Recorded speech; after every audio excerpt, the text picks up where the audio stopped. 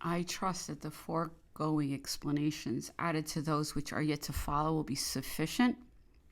excuse for my not dwelling on the vulgar and inflated interrogatory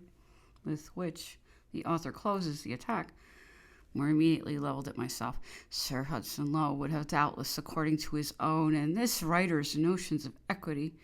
been fully justified in even doing more than he has to blast my character and wound my feelings. But thank heaven, there is such a tribunal as public opinion in England,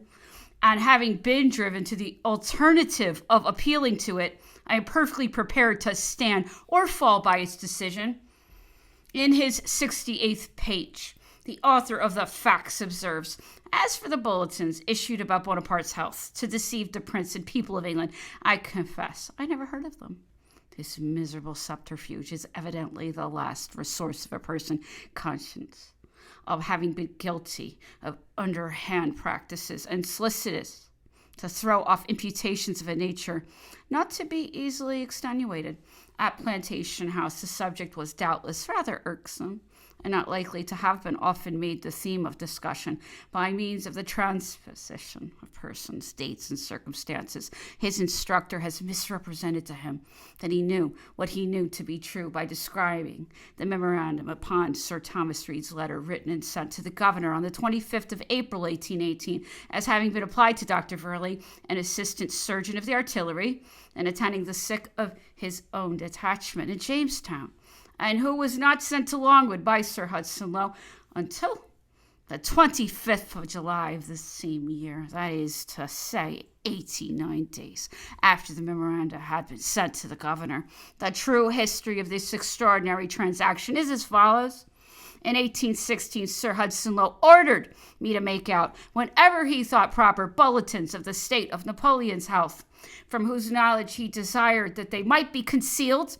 and which he sometimes caused to be altered. In September 1817, Napoleon having fallen seriously ill, bulletins were made daily by Sir Hudson Lowe's order, and Napoleon became acquainted with their formation in the beginning of October through authorized persons. He did not like this practice, and thought it was very extraordinary that his private surgeon should be obliged to make bulletins of the state of his complaints unknown to him, and informed me that unless I gave my word of honor, I would write no more without having first obtained his consent, for if he was so ill as to render it improper to consult him, that of Count Bertrand, and also that I should leave the originals in the hands of one of his suite, he would receive me no more.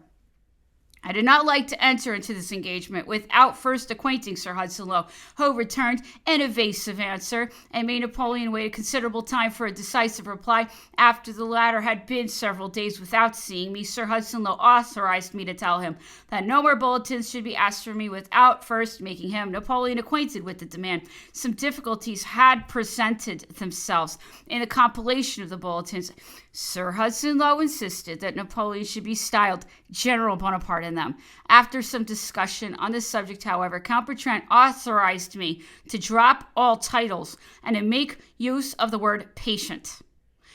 This I communicated verbally to Sir Hudson Lowe on the 15th of October, 1817. All difficulties appeared to be removed by this proposal, and as the originals must have been left in Count Bertrand's hands, there could have been no possibility of causing any falsification of them. Sir Hudson Lowe, however, did not approve of this proposal and refused to comply with it. Consequently, no more bulletins were made by me. Sir Hudson Lowe then had recourse to an expedient perfectly consistent with other measures which he had introduced in St. Helena, but which I believe cannot be justified by any principle of probity.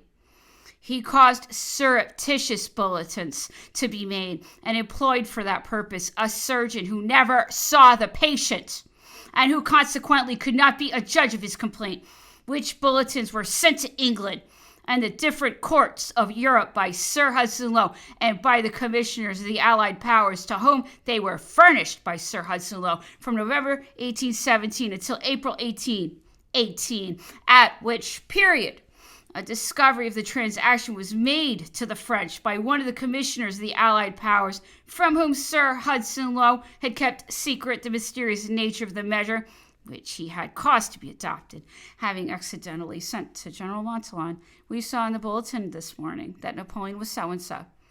This led to an explanation amongst the parties most interested, and a discovery was made of the expedient which had been adopted by the governor. When I resumed my medical functions at Longwood on the 9th of May, 1818, Napoleon, in order to put a stop to the fabrication of any more bulletins, required that I should make out a report of the state of his health weekly, or oftener if necessary, a copy of which should be given to the governor if he required it.